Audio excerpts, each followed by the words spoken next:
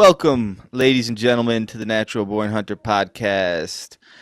And tonight, we're going to start out with this. Phil, what is better than getting 10% off on your Mountain Ops purchase? Getting 11% off your Mountain Ops purchase? That's true. And what's better than that? Well, we can walk this all the way up, but let's just go ahead and jump right up to 20% off, Will. Yes, let's not annoy our listeners by going increment by increment till he gets 20%. If you want 20% off your next purchase from Mountain Ops, go to getmountainops.com, enter the coupon code NBH20 at checkout, and boom, you get 20% off. I encourage you to do so. I love my Mountain Ops. Hell yeah, they've got great proteins, pre-workouts. They got little BCA pills that I love, multivitamins. I mean, if you want to get jacked, just take a little Yeti, and you will be well on your way. That's it, man. And you can't beat the new flavor of the Yeti. So check it out, everybody. Once again, NBH20 at checkout. Also, we are able to provide to you a pretty sweet gift code from Maven Optics, which is NBH Gift. If you enter that at your checkout, they will send you some free Maven swag with your purchase. I mean, these are probably one of the hottest binoculars out there today. They're fully customizable, when it comes to camo patterns, colors, and not only that, they're great glass. I'm going to have Phil tell you a little bit more about that because he had a really nice, expensive pair of binoculars, and he sold them and got himself some Mavens. Absolutely, man. I mean, when you look at us as hunters, we want the best bang for our buck, right? And not everybody has $1,500 or $2,000 or $2,500 to spend on a pair of optics. So why not get as close to the quality of what those $2,000 pair of binoculars are for half the price? I mean, Maven's put a excellent product together. They've eliminated the middleman and brought you, the hunter, the best product they can put together and kept it in a reasonable price. So, if you don't believe us, they're out here, they're finishing first or second in all kinds of awards when they're putting their binoculars out there for an independent review. They just took second in a recent review on their spotting scope. And there was over 30 entries into that review. All the big boys were in there too, ladies and gentlemen. And Maven, yes, on their new spotting scope, took second place in there. I mean, if that doesn't tell you, that they're putting out top-notch quality products, I don't know what is. Listen to me, it's money. Listen to Will, they're giving us and our listeners the opportunity to, look, if you're watching, check out this sweet hat I got on. I mean, that's a sweet hat right there I got with my binos, right? So check it out, man. They're going to kick you a free gift. I encourage you to support the companies that are really keeping the hunter in mind. That's right. So it's for Mountain Ops, NBH20 for 20% off your purchase at checkout. And for Maven, it's NBH Gift at checkout. Try them out. At Mavenbuilt.com. That's right. So get on over there and try them out. And now go on and enjoy the show. Tonight's show guest is a man who has graced us with his presence before. It's been a while, and he's been up to a whole host of things. And that man is the legend himself, Brandon Morrison. You may recognize him if you follow Lift Big, Eat Big on Instagram, Facebook, the website. You may recognize him as the big, hairy, strong guy from American Tarzan. Or perhaps you've just seen him somewhere on social media wearing a loincloth walking around in the woods. Or maybe you've been in those woods and you've just seen it in person. If so, I hope your eyes are doing well. Or a wig. Don't forget my wig. The wig. Oh, I forgot. My favorite, Fit Girl.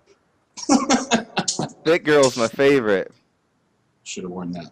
That would have been great, just done the interview with Fit Girl. Ah. So what was the inspiration for Fit Girl? Just saw a girl with like underwear that looked like floss looking in the fridge for food at 2 a.m., a full fridge, talking about how there's nothing in the fridge. I saw a photo of it. So I copied like 4 stereotypical poses for fit girl poses. Yeah, None of them showing. For those of us, though, who don't know what a fit girl pose is, what is the mainstay of the fit girl poses? So there's 3 main fit girl poses. The first is a side shot of your legs and your butt, where you're trying to break your knee backwards to push your butt towards the camera and make your butt look bigger than it is. The second is facing away from the camera, sticking your rectum as close to the camera as possible and your back farther away, so your hips look small and your butt looks big. That's the look back, right? That's the look back, where you get that kind of cat arch in the back. Yep. Basically, fit girl poses camera trickery. So a good way to see if someone has a butt is to just look at them straight on. So if there's angles up here, down here, You know, they're I have a favorite fit girl pose, and I see it a lot, and it's always someone with like, they're at the gym. It's some fit girl who's got like that real bravado, like lift harder than me. I don't need no man. Like they usually come with a whole host of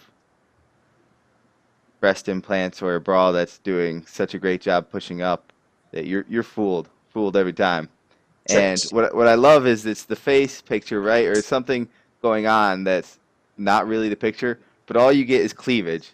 So it's got like just the top of the eyes, but then all the cleavage is centered in the pose.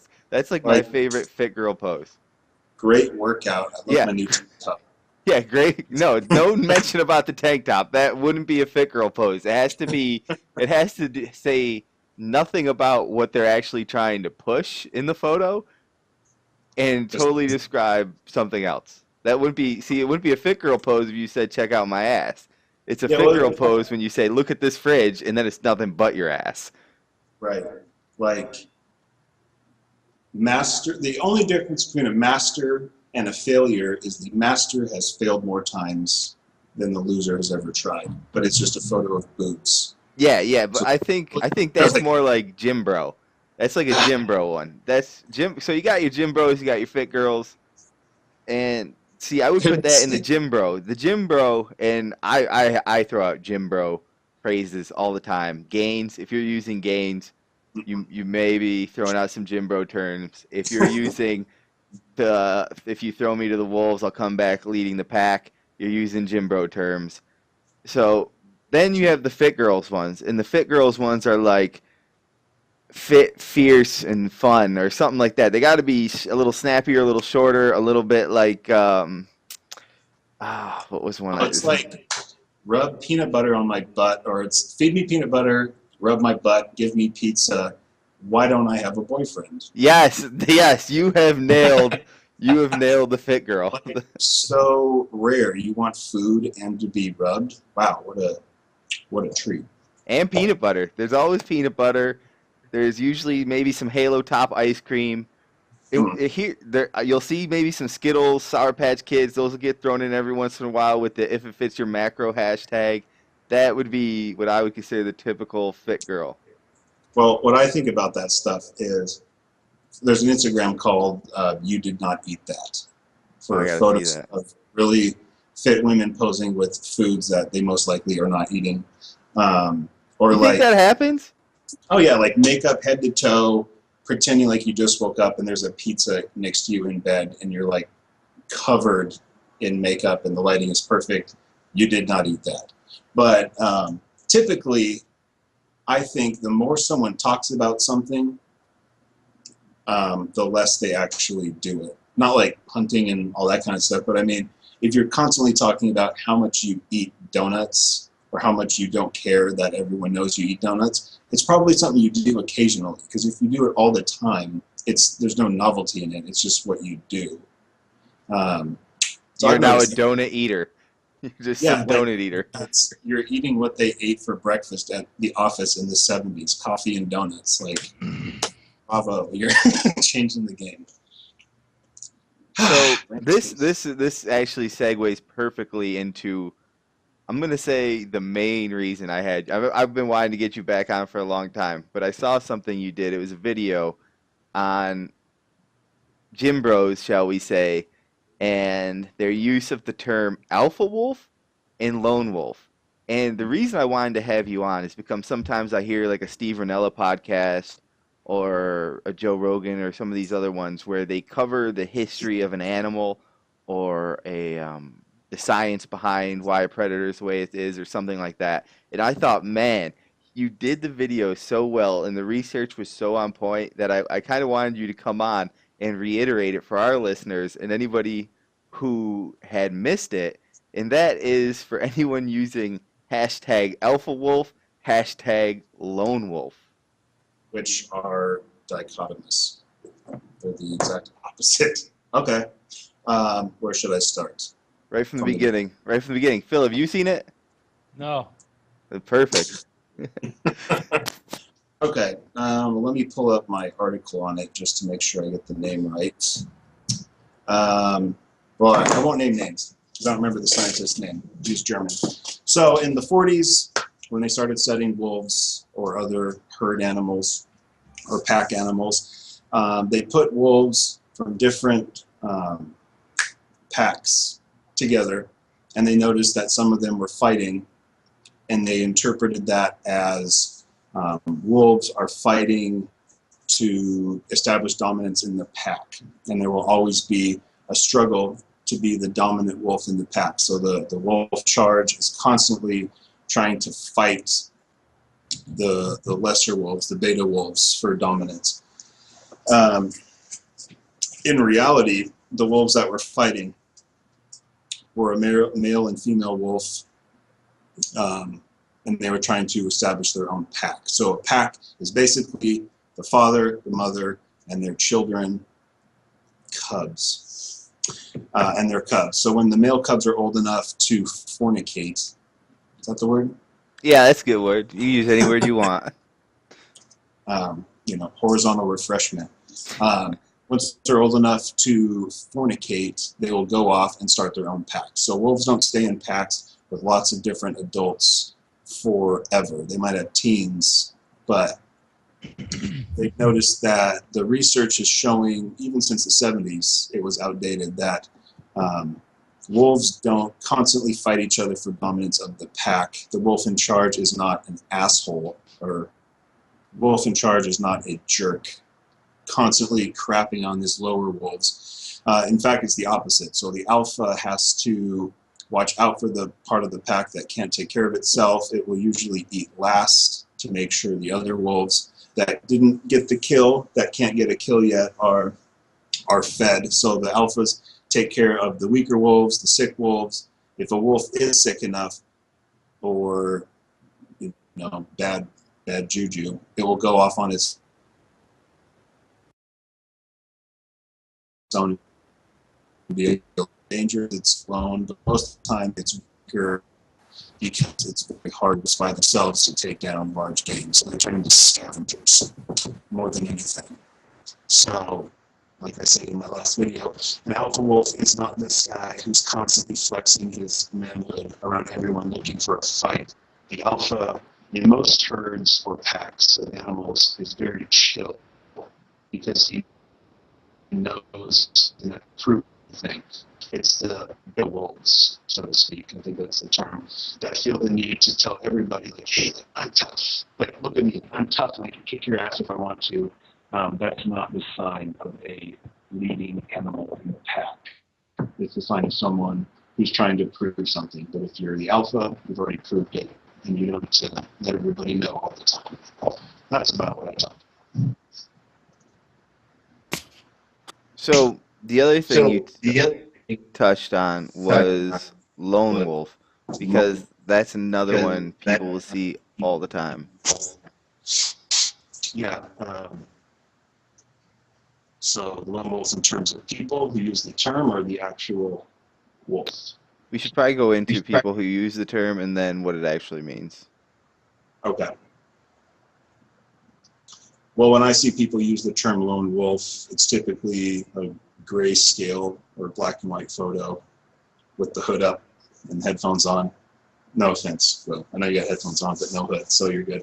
But it's just like I don't care about the world, no F's given. I don't care about anyone's opinion of mine. That's why I make 4 or 5 posts a day on it and tell everyone I know that I don't care what you think.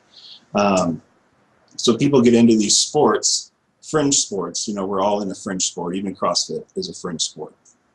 It's the biggest strength sport right now, but it's still a fringe sport. So people get in these sports, and it's like they get upset that people don't care about what they're doing. But most of the world doesn't care about what we do because it's not relatable. You can relate to running or a person doing awesome stuff on a playground gymnastic thing because you know how to move your own body. Even if you're very obese, you can probably still walk around. You know what it's like to move your body. But if you do the lifting, people can't relate. 1,000-pound deadlift, yeah, it sounds heavy, but if you don't lift, you don't appreciate it. So people get mad that other people don't care about these sports, even though you knew that going in. So they try to come up with all these reasons why they don't care that you don't care. But you do care because you tell us every day that you don't. What's something you don't care about?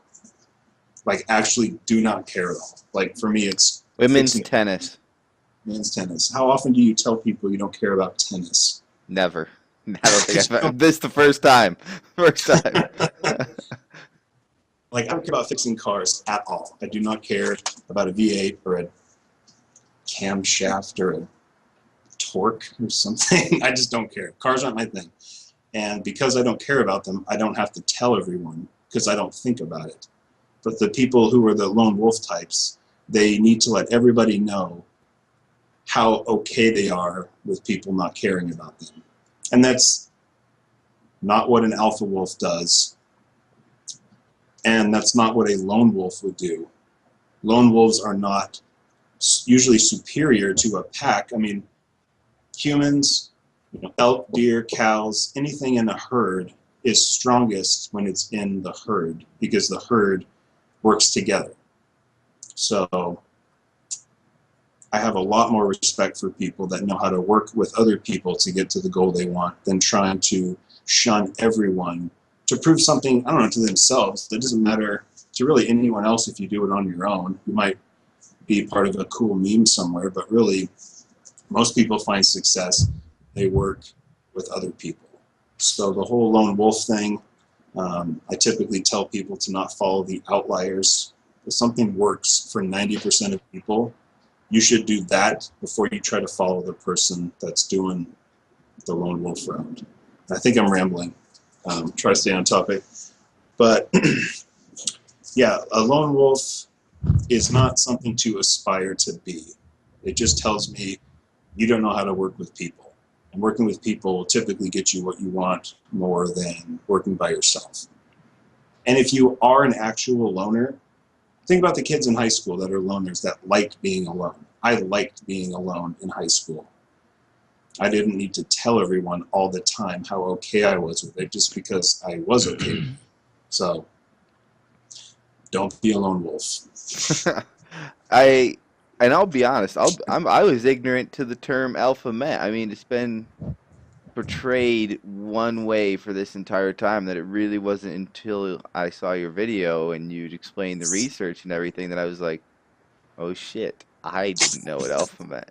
And what I really like about it is, Phil's got alpha bow hunting, and I felt like, man, this perfectly fits though the term alpha. What you're talking about, it's someone who's looking out for everybody, someone who's making sure everyone's coming together, taken care of. I mean, it couldn't have. Like when I think of Phil and I think of your term of what an alpha is, that's exactly what I think about, right?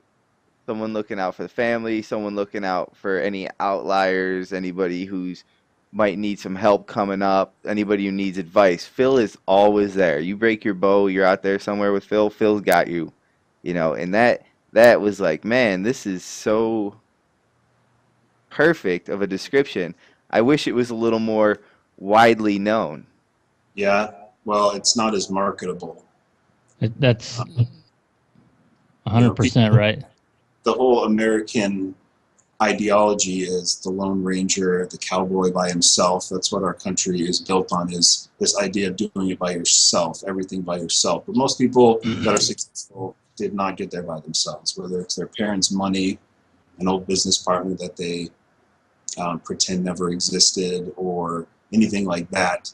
The country is built on this concept of pull yourself up by your bootstraps, which is a book series written in the early 1900s by a very wealthy man about how poor people can pull themselves up by their bootstraps. But most success is not found working by yourself, because the term autodidact, like self-taught, sounds nice, but if you don't have someone smarter than you telling you, wait, that's not right, you don't have any way to check your own learning, because you don't even know that you're wrong. So I have a lot more respect for people that know how to work with other people. So I think what you said about Phil is right. An alpha is not someone who's looking for glory, basically. They're looking out for the group. That's what I like.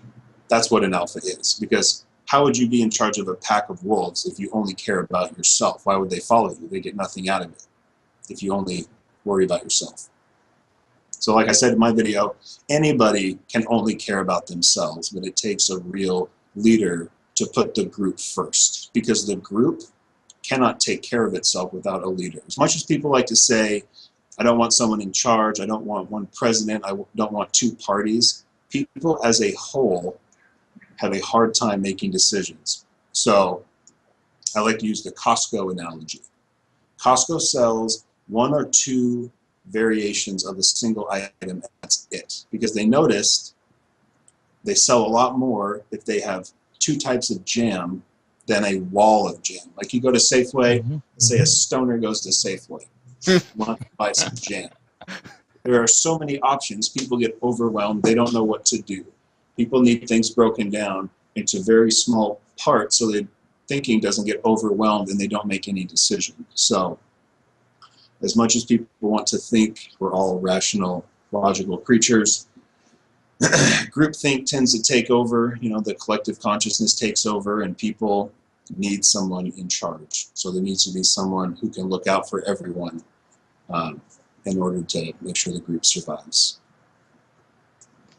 Yeah, that philosophy really follows suit with so many things in life, because, running the bow shop, right? It's people come into us and they want our expertise. But at the end of the day, if all I sold was stuff that I use, there's not a lot of sales, right? Because you've got one option.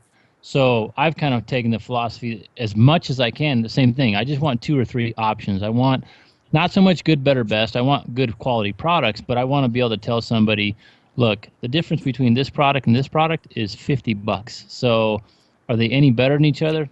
Maybe a few extra bells and whistles, but you limit the options and you're educated about that.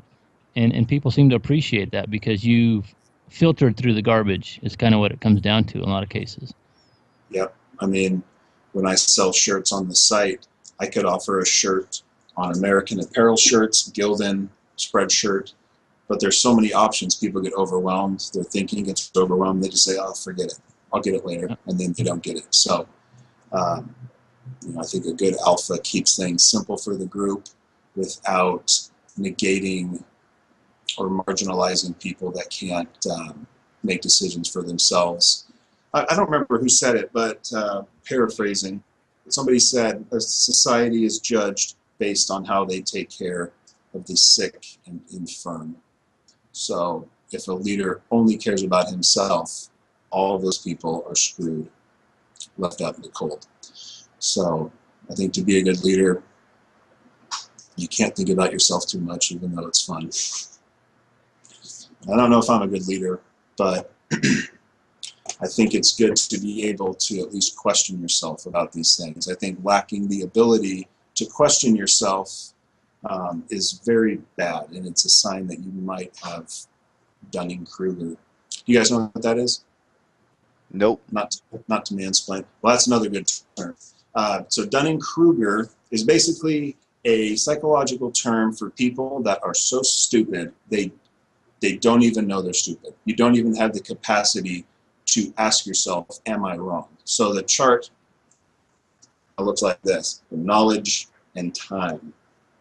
So when someone does not, oh shoot, maybe I'm doing this wrong, but when someone does not have a lot of knowledge in something, knowledge, forget my hands, knowledge and confidence.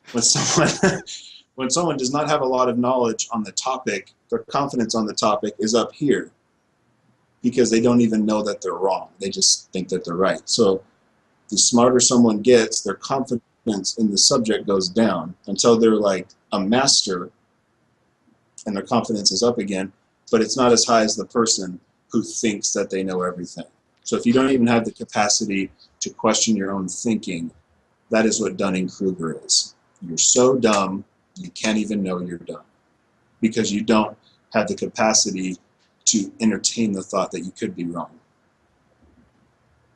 So that's something I really try to work on for myself is, if I think I hate somebody, now why do I hate them? Do I actually hate them, or do I hate them because my dad said something when I was little and I've just thought this forever without really my own opinion on it? Something like that. Sorry. Yeah. Just an example. No, it makes a lot of sense, and actually, I feel that way every time I start a new sport. Like when I started archery, I thought, oh, this can't be that hard. You hold it, you shoot it. Next thing I know, I'm on the bottom of that curve, thinking I just know nothing ever. I'm still down there, but I hope to be going up sometime soon. Well, I mean, I think the ability to doubt yourself is a good skill as long as you can not live in the doubt. So look at the CrossFit shirts. Whenever someone gets into CrossFit, it's like elite this, elite that, the socks, the shorts, the elbow sleeves, all of this. And the more someone does the sport, the less they feel the need to tell everyone they do it. Because you don't have to wear a bunch of fancy equipment. Like when you go to school, you don't have to wear board shorts. I did this. Wore board shorts in December and did handstands in the hallway at the community college when I first started CrossFit. Because I wanted everybody to know. Yeah, bro. Yeah, you did. But yeah, I mean, the longer you do something, the confidence in the way you talk about it tends to go down, and you can entertain the thought of, well, here's what. You can't entertain the thought that you could be wrong about the sport, because if you're wrong about one thing, that could mean you're wrong about everything. It's like when people prop up a politician, and no matter what evidence you show them, not naming any names, no matter what evidence you show them that the politician is lying, it doesn't matter. They can't have the politician be wrong in their mind, because if he's wrong, then their entire belief system is shattered. Because if he's wrong about one thing, he could be wrong about other things, and people aren't perfect. People are wrong. It's okay to be wrong. You don't have to be right about everything. I feel like that happens a lot in politics with almost every politician. It's like they can never admit they were wrong. It was, oh, we didn't have this or that, or it's just like, all right. In real life, if Phil walked up to me and I was like, oh, this arrow shoots this, whatever, it weighs this many grains, and he showed up and said, no, here you go, we put it on the scale, it doesn't weigh that, it doesn't go that fast, I wouldn't say, well, you see, the problem with your scale is it's not calibrated. It'd be like, you're right, Phil, I was wrong. That's what I'm talking about. So people that cannot entertain the thought that the person they look up to could be wrong about something, but just don't put the people that you look up to on a pedestal of perfection, and life is a lot easier. Except keep me on that pedestal if you can. That's good. One thing I was wondering is, Phil, are you wearing your shirt tonight? Which shirt? No, man. One of my Lift Big shirts? No.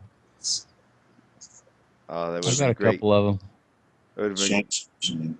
I was looking for the Bicepticon one. That's my shirt, man.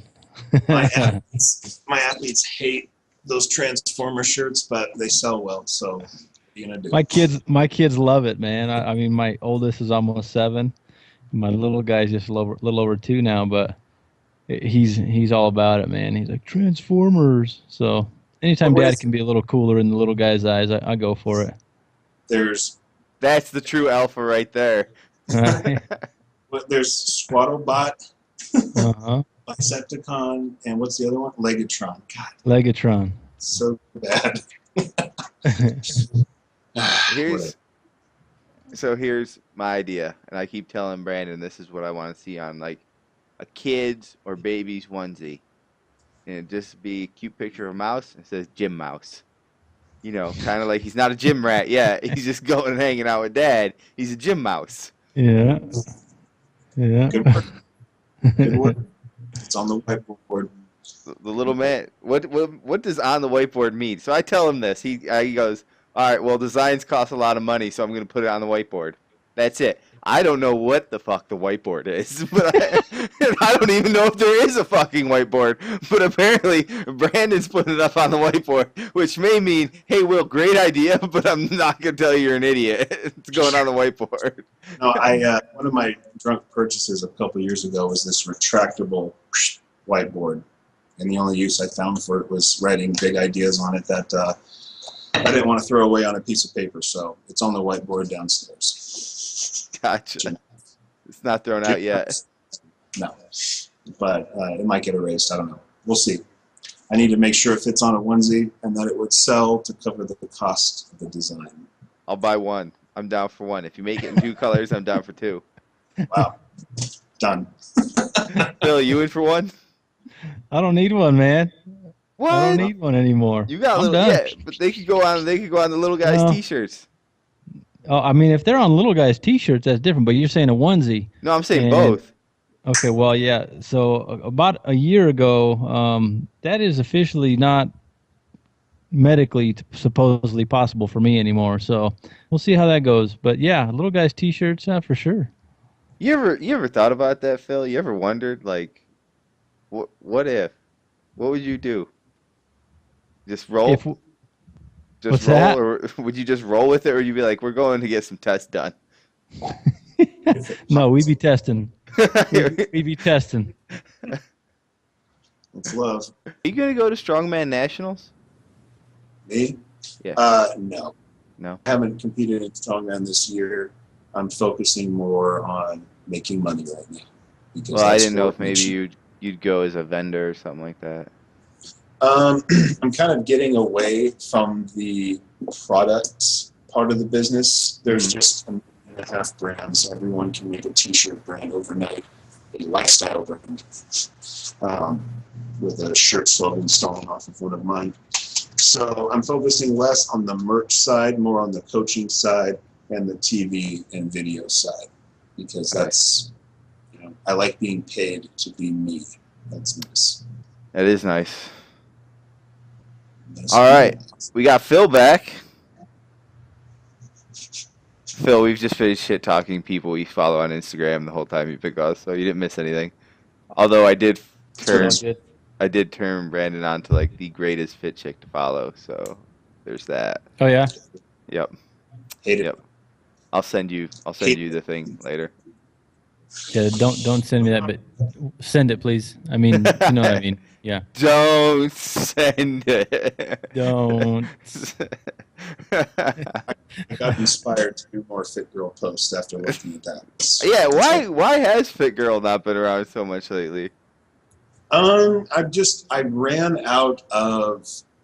So if you ever see me do a post on anything, I will have thought of it about 5 minutes before I do it. So all those videos I make, right, the monologues, I don't plan those. I don't have a speech or notes or anything written. I just do them, stream of consciousness. So any funny post I make is usually thought of right before I do it. There's no planning. That's just how I do things. So I haven't been hit with inspiration lately on that.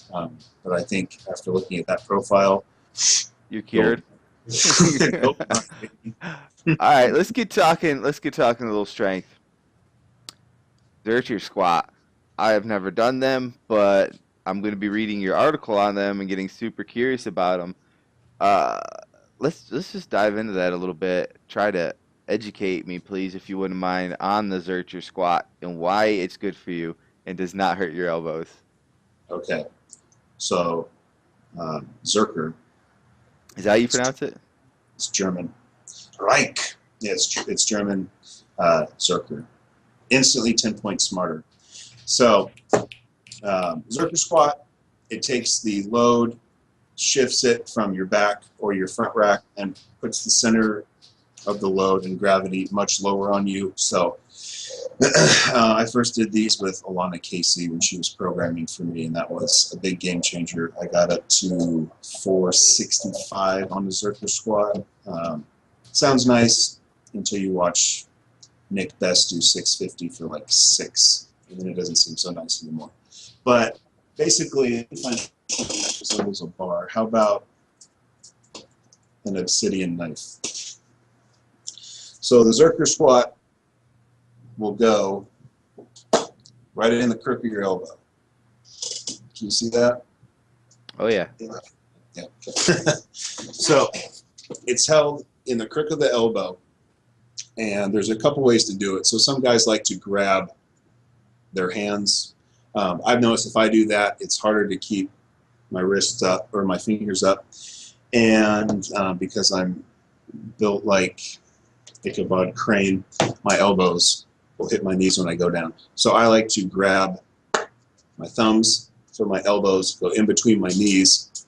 And the big thing with Zerkers for me is the unrack is the hardest part, because you're going from no load to, oh my God, there's 465 held in my elbows. So the unrack is hard for me.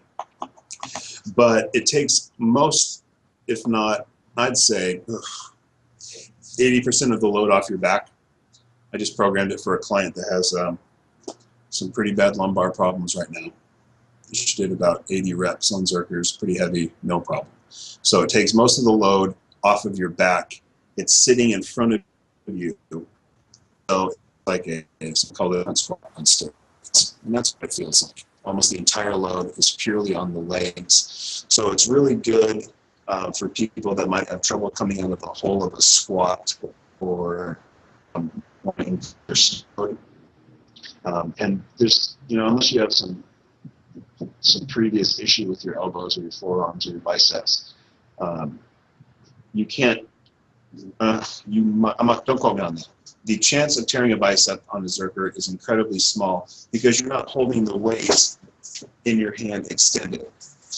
Yes, your elbow's bent holding weight, but it's not held in your hand. It's held in the elbow. So you aren't going to tear a bicep by having the weight in your elbow like this. So that danger's gone. Like I said before, most of the difficulty for me is the unrack. If I can unrack it and descend with some pretty good speed, I will stand it up. Now, granted, I'm very good at obscure things. So I'm not great at actual competition stuff, but like a 235 axle snatch with no thumbs, that kind of stuff. So the obscure stuff I'm good at. I think that's why I'm good at Zerkers too, but I would recommend them for anybody that wants to change up their squat, has some back pain, wants to improve stone loads or sandbag lifts, something like that. They look scary because you don't know how to do them. Once you know how to do them, you realize they're not very scary. Just like an axle clean and press. It looks crazy. Even if you're good at it, it still looks crazy. But practice will make you better at it. But it's great for quads especially. It's like the pump of a leg press in a few reps. It's pretty great.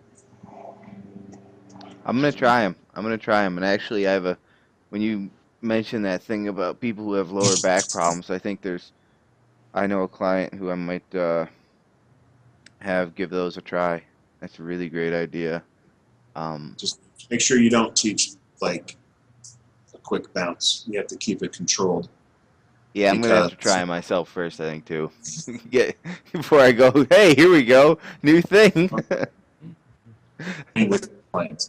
Nicely said. Yep. But the thing before you move on is make sure you approach it. So if the bar is in the rack, make sure you walk up, and the first thing you do is you set in your elbows. Don't come under the bar and then push it in because it might be sitting out here. So make sure you approach it like you magnetically attach it. And I like to grab my thumb because you're going to be keeping a better fist if you're squeezing something. So you're not really squeezing anything here. But if you're able to take your fingers and squeeze your thumb like a hook grip, kind of, I think you'll have more success with it.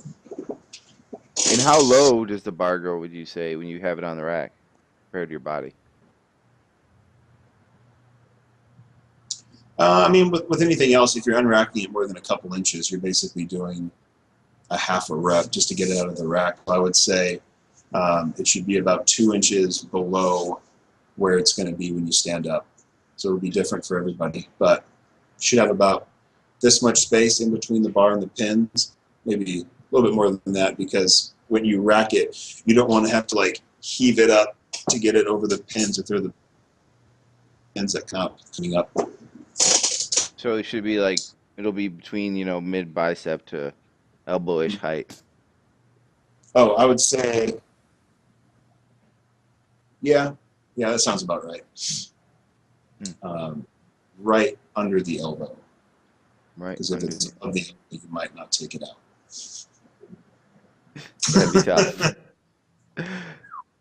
Lots of thinking. But yeah, I love that kind of stuff, especially stuff that I can use one implement for multiple things. So an axle is a great way to change up your training with the same implement. So axle deadlift, axle clean and press, even axle strict press. I like the increased surface area of an axle versus a barbell. I had torn ligaments here and here, so I was only pressing axles for about a year, and the less direct pressure on one part of my hand really helped me out. It's interesting you mentioned that, because I had a cycle of a few weeks where I was doing axle bar deadlifts, and all of a sudden 225 for reps became really, really tough. Yeah, I mean, even if you use them with straps, I do that. It's in shows now. It's sitting farther off of your body, so you can't sit real low, which you shouldn't do anyway, right? Rounded upper back.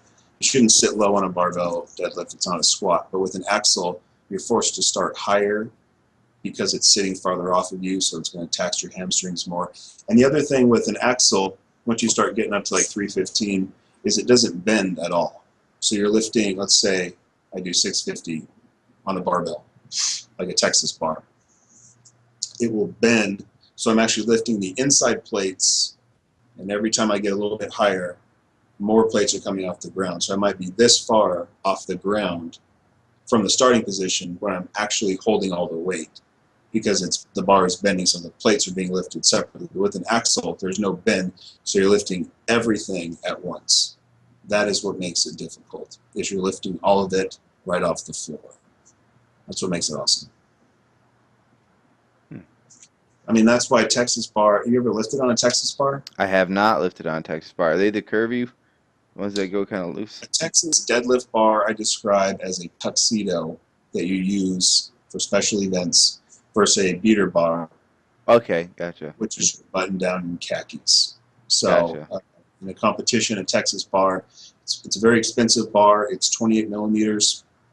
It's 6 inches longer because it's 28 millimeters. So the handle is thinner, so it bends a lot earlier.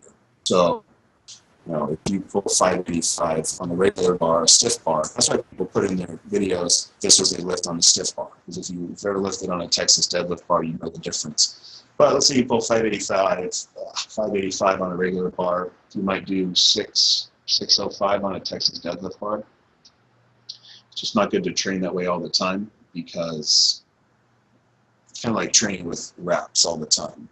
You want to kind of train hard so you can compete easy. Yeah. I saw. I think it was in the Arnold. They made the elephant bar. Was that one they were doing? It was like really long and bent a whole bunch. What was the lift? It was a deadlift. Off. I think it was strongman. It was in the strongman section of the Arnold this year. I'll have to check that out. I haven't yet. Hold on one second. I need to look that up so I know what you're talking about. Yeah, go right ahead. I can edit this so it sounds like, man, this is one smooth conversation. All right, We didn't look up shit. elephant bra. Phil's computer never reset. It's still. I had to get on a different computer. This sucker's still. Oh, is that what happened? Yeah. I've had that happen before, man. It's a newer computer, and it's like you're not running the latest version. Boom, auto restart. I didn't even. All of a sudden, the screen just went black. Did Yeah, I'm guessing that's why. Is because it ends earlier. Because strongman is all about helping the audience understand that this thing is heavy. That's the difference between lifting big containers of coins versus like 800 pounds of plates. Because you look at that and you can know that that weighs a lot. But a plate, if you don't lift, you know it's a weight, but you can't relate to it. So that's why it makes more sense for them to lift cars or the big Atlas stones, because the size means, okay, yes, this is heavy. So the bending bar will allow them to lift more weight, and it pleases the crowd. It's good to play with the crowd in strongman. kind of like the bale tote yoke? Yep, exactly. Or running with a freaking fridge on your back like they did in the 90s. They don't do that anymore? I haven't seen it in a while, but yeah, when Kazmaier was doing it, he was running with a fridge on his back. It's pretty impressive. You ever see the video I think Rogue did with the Basque strongmen? Yeah. That's pretty cool. That sport is thousands of years old. That's awesome. Phil, have you ever heard of it? Nope. What it is it's a strongman geared towards farming. Like every move they do or every implement I guess they use has been designed or derived from what they do farming. Huh. Yeah. Yeah. I mean, those were like when I went to Iceland, I was trying to drive to Husafell to lift the Husafell stone, or at least see where they used to lift it. Couldn't get there, the pass was closed. But most of these strongman events originated in like manhood tests. So the word for, if you could carry the Husafell stone around the sheep pen in Iceland, you were full styrker or full strong. If you could carry a lighter one, you were like half strong. And then there's this really light one. I forget the translation, but it basically translates to like wet noodle boy or something. Something like that. So most of these events originated just from like the axle. They used to actually lift train axles or car axles. So it was either farming equipment, kind of industrial equipment, or general manhood tests from European countries. That's what Basque stone lifting still is like a manhood test, and they've been lifting that way forever. It's a very cool culture. They speak their own unique Spanish-related language too. It's pretty cool. Dude, the Husafell stone weighs 418 pounds. Yeah, I mean we've done that. The one I have in my gym is 355, and I can do that. I was doing that cold 2 years ago. So it's, this one guy came in once, he was wearing khaki short, like loafers, and he got a hernia when he tried to pick it up. I don't know what he was thinking. So is the Husafell stone like there's this one stone and that's what everyone's doing it on? Or is it like, all right, here's a bunch of stones in the field? Well, there was the original Husafell stone.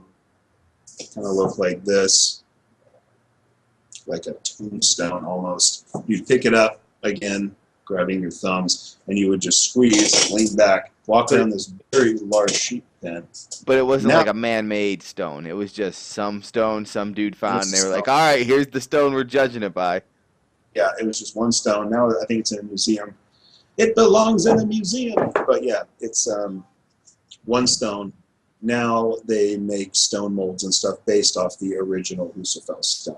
But I think they added Husafell to World's Strongest Man when Magnuson was competing in it, or when it was in Iceland as like a tip of the cap. And now it's a pretty common event. It's one of my favorites. It's a big mainstay now. Yeah, I like events where the goal is to go until you pass out.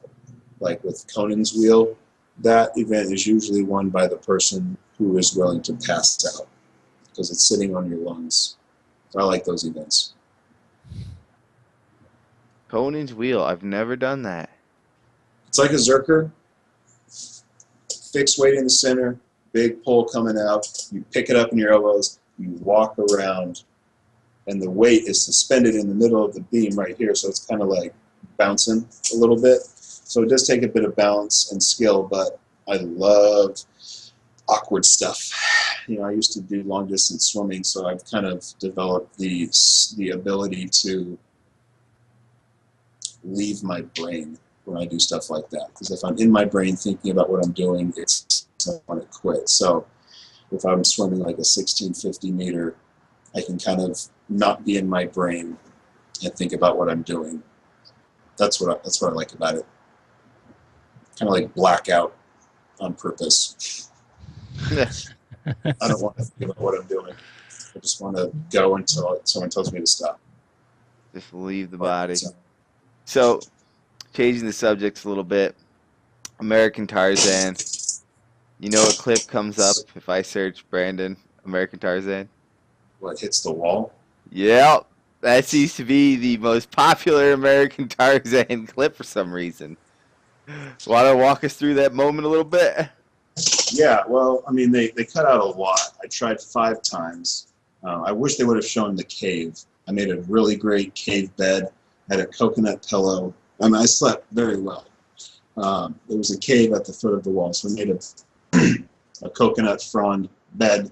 Took all my clothes off because they were soaked and I didn't have a fire. They didn't let me take my shoot. I had my flint, I had my steel. They didn't let me take my char cloth, so I couldn't take char cloth. I couldn't make a fire with my like 200-year-old flint and 200-year-old steel. But I slept pretty much naked. Tried 3 times the day before. The morning after, I tried twice. But I don't think people appreciate being heavy and doing things where you can't use your whole body. Can I pull a fire truck? Yes. Can I farmer 350 per hand? No problem. But it's different when you're trying to climb up the wall and all you have are your fingers. I don't have the dexterity, you know, of Maria or Jeremy. And we went over 2 waterfalls back to back. One was on a log that you didn't see. It was sitting like this, and those things were like tall. That was a very tall waterfall. So I was having trouble opening or closing my hands. I was going strong hand for a while. Then we get to the wall, and I just couldn't do it. I didn't have the strength. You know, I'm not a runner, and that's a running show. I was bummed they didn't show my bed or my water filter trick. I was tight. What was your water filter trick? Oh, the shirt I was wearing had a porous armpit for sweating, and I didn't have any water filter tabs, and I couldn't make a fire to boil it. So I took my shirt off. I wrapped the porous part of my elbow over the mouth of the bottle, and I filtered it through that because there was some serious voodoo in that water, stuff floating around like crazy. But it was a good experience. It was a cool show. It was different being in the jungle than the woods around here. There's nothing to eat in the woods around here. But there it's just like doing exit interviews and coconuts are falling all around you from like 30 feet up. So it's nice to be surrounded by food. Every step you take, 4 or 5 lizards will shoot off. So that was cool, but it's not a heavy man's game. I was hoping we'd get to like, I was hoping one event would be like cross this river and then go find a deadlift max in 10 minutes. But that's how I feel about train to hunt. At some point here, we're just gonna have to do some really heavy squats. That never happens. That would be nice. No, it was a good show. The people that went far deserve to go far. If I did it again, I would need to lose a lot of weight. You know, there's a reason why people that do that stuff are not 280. Yeah, I don't know of anyone summiting Yosemite at 280. Is there a Yosemite summit? Well, I was thinking more like El Cap or Oh, any of the faces in Yosemite that that makes sense. would. Yeah, like to hike Mount Rainier after I put on my 100 pounds, and it was hell. It's just All too that big. muscle takes up more oxygen, more blood, right? It takes a lot more to run. We'll call it muscle. It's all the Yeah, muscle. gristle. All that gristle. Gristle. Yeah, I would do it again. Um, I think I would probably maybe like do one cardio session before I went. All I practiced was survival stuff. Um, and you How get there, important was the survival stuff? not not important. It was more about moving. Um, so not important. It was a race. I think it's kind of hard to do a combination of survival and racing, because if I was surviving, I wouldn't go over a waterfall. But it was a race, so if I did it again, I would definitely train a lot more cardio stuff, for sure. For sure. So You what gonna do do you it? have going on? Are you going to go out hunting this season? I've been hunting like 4 times so far. I can only go for about 28 hours at a time, just because of I have so many random jobs, coaching, TV crap, videos, cooking stuff, programming, uh, stuff like that. There's so many random tasks that I can't be gone for like a week at a time. So I've been bear hunting 3 times this year in the past month, I'd say. What are you hunting with? You want to see it? Yeah, let's see your piece. All right.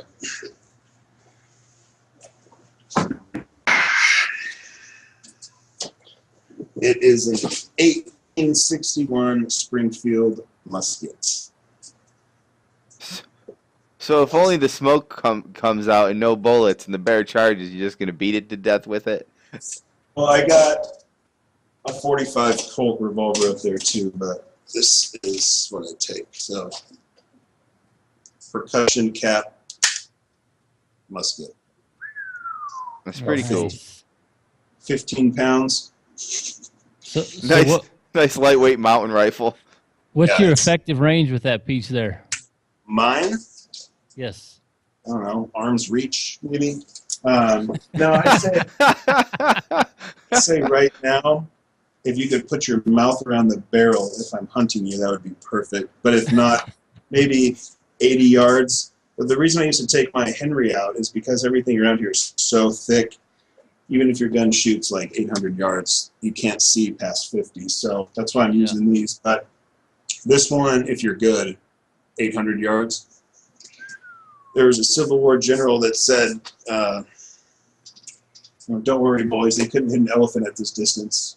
And right after that, he was shot through the eyeball from about 400 yards away by the Confederates. So pretty accurate. That's why there were so many casualties, because they were used to smooth bore.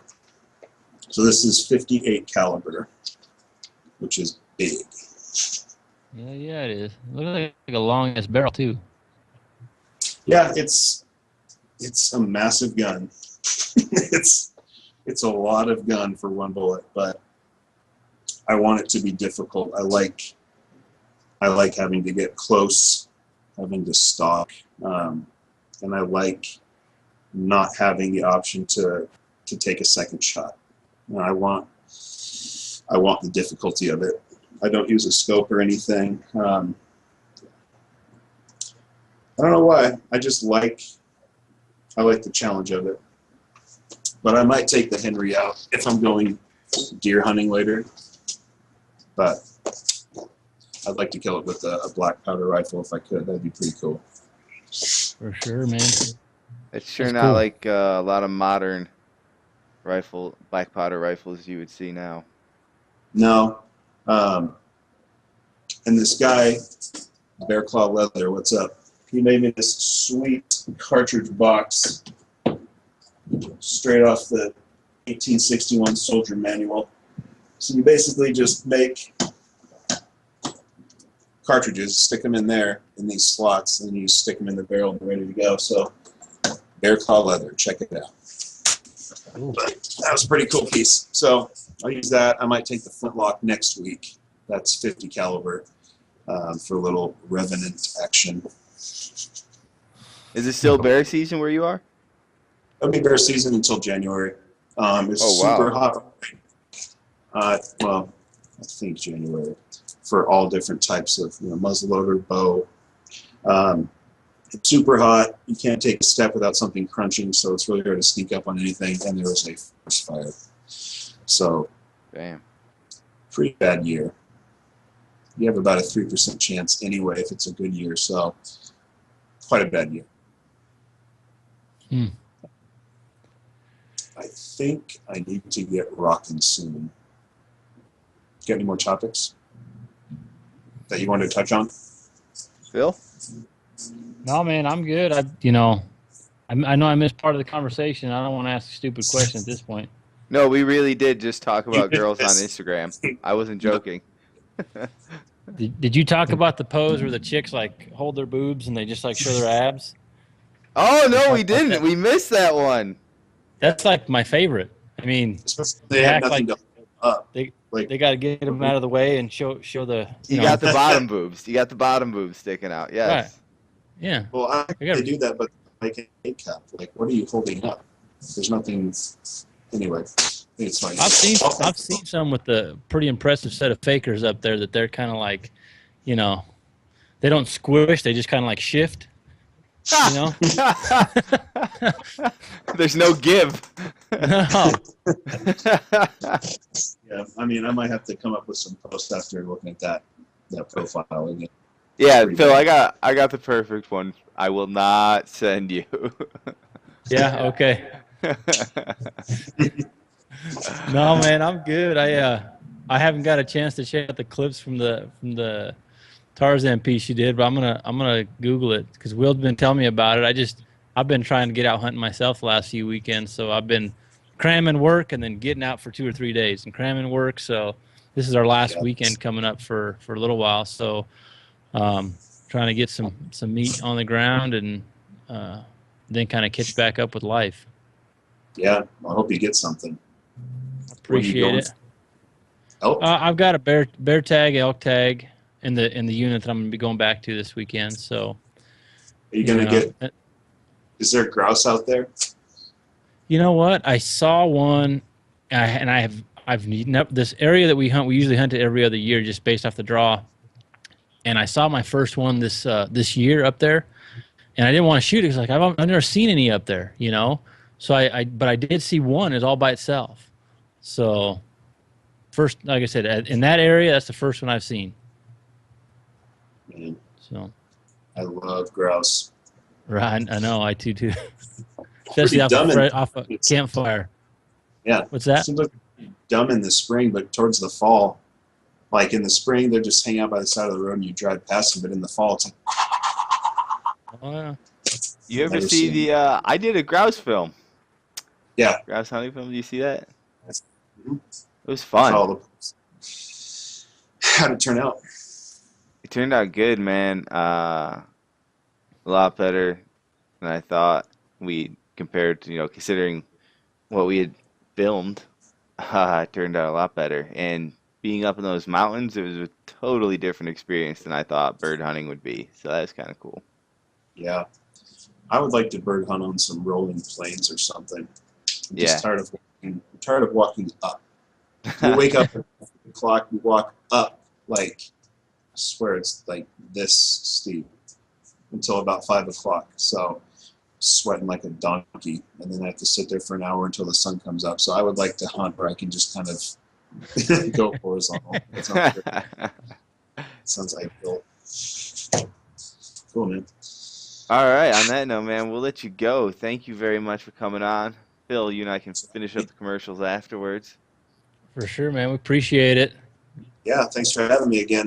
Good to be here. Yeah, we look forward to seeing the Fit Girl posts. Yeah, I'll There you work go. on that this week. All right, guys. Have a good one. Right on. You too. Later, brother. Bye. All right, Phil. So question number 1. Yo. Did you take the Mavens out this weekend? Oh, I always take the Mavens. They're money. I rocked the 8x42s this weekend, though. A little more compact, fit in the smaller bino harness. And for elk hunting, it's to me, they're perfect. You know, steady in the hand. A lot of times with the 11 bys I have, if I'm a little bit hopped up, hiking up a hill, a little nervous, 11 bys sometimes just a little bit too much magnification. So having many in the arsenal is well worth it. Do you customize them different, or do you stick pretty plain and tall? The 8 bys I have are the I don't know if it's one of their standard the gray with the orange trim. That's kind of one of their staple. I think that is, yeah. Yeah, it's money. It's sexy, and they just. It's funny because my pops, he's got some. I'm not going to name the brand. It's a different brand, and we're looking at these elk way out on this other ridge that are on some private property, and he can barely see, you know. And I said, "Here," and I hand him the Mavens, and he said, "Well, how come your glass is so clear?" And I said, "Because they're better glass. It's a better product than what he's got." And he didn't want to give him back, man. He's sitting there scoping out that elk herd, you know, almost till dark, and even in low light, he's like, "I can see the big bull over there. I can see the big bull." I was like, "Yeah, you can." So they're money, man. I mean, it's a quality product, great people at Maven, and happy to be taking those with me in the field. It's exciting when you can see something you couldn't before. Yeah.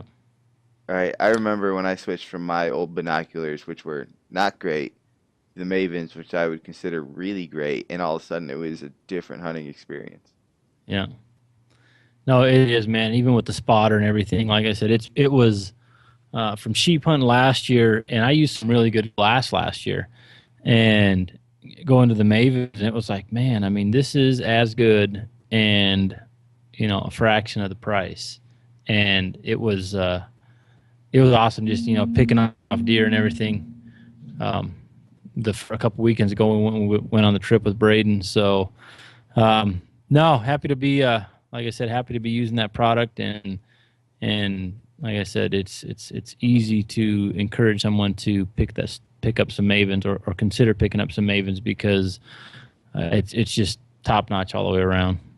And if they do pick some up, do you know what they do to get some free Maven swag? There is this one famous promo code, I believe, that the followers of the Natural Born Hunter can enter, and to show support for us and show support for Maven. NBH Gift, I believe, is the code. That's right, NBH Gift. That's right, one promo code to rule them all. That'll get you some free Maven swag if and when you decide to order something. It's pretty sweet. I'm wrapping some myself right now. That is a nice looking hat. I have that hat. I like it. Yeah. Good hat. Yeah. You know what else? Show. You know what else has some good stuff? Tell me. Mountain Ops. Have you tried the Peach Enduro yet? No, I have my cart. It's open right now. I was going to order that, and I was going to get myself a new Mountain Ops hat and maybe a t-shirt. Because they came out with that new Africa t-shirt, and I saw it said the Mountain Ops Vault. And I've been playing phone tag with Jordan because I want to find out, is the Mountain Ops Vault inspired by the Disney Vault? Will this t-shirt be going back in the vault for a while? So I'm trying to get a hold of him, get him on. I have a lot of questions to answer or get answered. So, but in the cart right now is the Peach Enduro, which I'm really looking forward to try. It's money. Is it? It's money, man. I mean, let's just, you know, because we are honest on this show, and it's a no bullshit show, right? Right. Out the gate, the first Enduro that came out, the initial flavor was okay, right? It wasn't great. It was decent, but I never came out took with a lot of Enduro. Be honest, I was more of a Yeti man. Like, let's bang it, put that crack in my veins. Yeah, but it was one of those things that sometimes I would actually supplement the flavor part of the drink with something else just to make it taste a little better. Really? And then the raspberry came out, and it's like the raspberry standalone was good, right? It was really good. Mm-hmm. And then when I stopped in a month or so ago at at the Mountain Ops headquarters, and I got to sample the peach. I was like, I need to have the peach. Some peaches going home with me, and it did. And it's really good. I like having two flavors now, just because you bounce back and forth, and it's like, oh man, this is really good, and then you bounce back to the other flavor, and it's like, yeah, this is really good. So you when need are you to have taking? some. When are you taking the Enduro? Or Like mainly for when I've been up hunting, I usually fill the Nalgene in the morning, and I throw the Enduro in the morning. Usually, what I'll do is I'll mix some Yeti and Enduro like right after lunchtime. A lot of times when you're getting up so early in the morning, we're getting up sometimes at 4:45, 5 o'clock in the morning, and getting stuff together and start hiking wherever we're going to get going to. And usually around that, right after I eat, I start feeling tired, like I can take a nap, And I don't like to sleep in the woods just because you never know when something's going to be moving, right? So I usually mix a little Yeti in the Enduro after lunchtime in the bottle again, and that's what I kind of rock for the afternoon. So that's when I usually take both of those supplements. now, are you going full scoop? Yeah. So when I'm mixing my bottles of 32-ounce Nalgene, and I'm mixing a full scoop of Yeti and a full scoop of Enduro, so it's a little bit on the sweeter side, but I come to play, man. I'm all in. You're not messing around. I'm not messing around. You see, I'm not even to the point where I full scoop Yeti yet.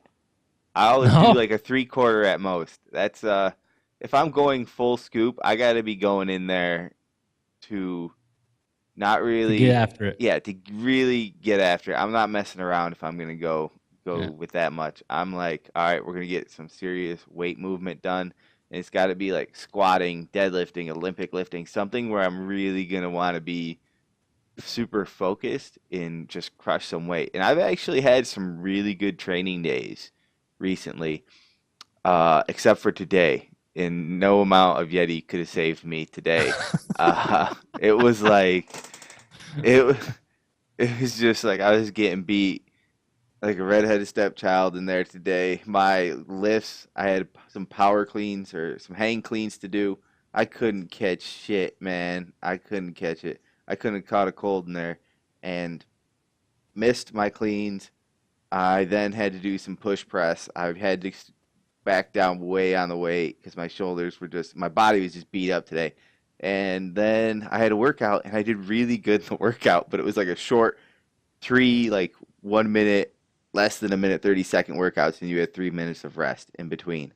And so I did what I felt like was pretty good at that. But everything else, my body, I've been going hard, man. The rest hasn't been where it should be, but then again, with the almost 4-month-old baby in the room, it's tough, and no excuses. You gotta play like a fucking champion every time you step out there. And I'll tell you what, there's been a few false starts with the Yeti where I thought I was gonna get a workout, and I've got the baby with me, and he wakes up or needs something going on. Next thing I know, I'm feeding him that bottle like he's a fucking NASCAR driver, needing those supplements as fast as possible. Like, come on, baby, get this down. And then, something happens, the workout doesn't happen. Next thing you know, I'm back in the office like, all right, let's create a flow chart. We're going to get a flow chart going. We're going to start doing this stuff. We're going to change this over here. It's like, I really need to take it when I really need to take it, not any other time. I'm going to make you one recommendation. Yeah, what's that? Stay away from Cialis Viagra.